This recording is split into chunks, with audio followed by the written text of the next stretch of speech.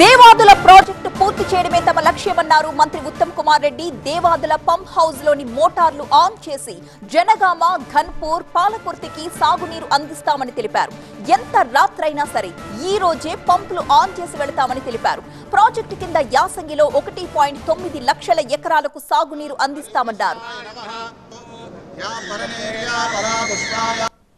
మరి ఎంత రాత్రైనా ఈ కార్యక్రమం చేసుకొని పోదామనే ఉద్దేశంతో ఉమ్మడి వరంగల్ జిల్లా మంత్రివర్యులు పొంగులేటి శ్రీనివాసరెడ్డి గారు, స్థానిక శాసనసభ్యులు సీనియర్ నాయకులు కడియం శ్రీహరి గారు, అదేవిధంగా oil fed chairman Janga Raghava Reddy గారు, కూడా చైర్మన్ వెంకటరామరెడ్డి గారు, మేయర్ గారు, ఇరిగేషన్ సెక్రటరీ ప్రశాంత్ పాటిల్ గారు, ఈఎన్సీ గారు, కలెక్టర్ గారు అందరం కూడా రావడం జరిగింది.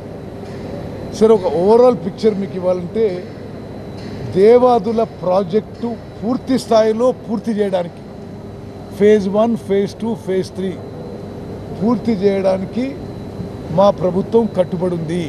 అవసరం ఉంటే మేము లేటుగా ఉండి ఆ పంపులు స్విచ్ ఆన్ చేసి పోదాము అని ఒక టెంటేటివ్ ప్లాన్తో మేము రావడం జరిగింది. అంటే మెయిన్గా మా అర్జెన్సీ అండ్ ఎందుకంటే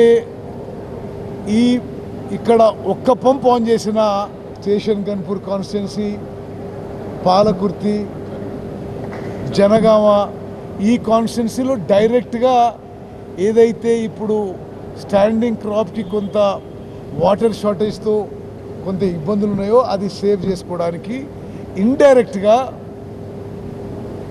చలివాగు నీళ్లు అటు వదిలేయడానికి పరకాల, భూపాల్పల్లికి వదిలేయడానికి దోహదపడే విధంగా ఈ పంపు ఆన్ చేసుకోవడం చాలా క్రిటికల్ అయింది.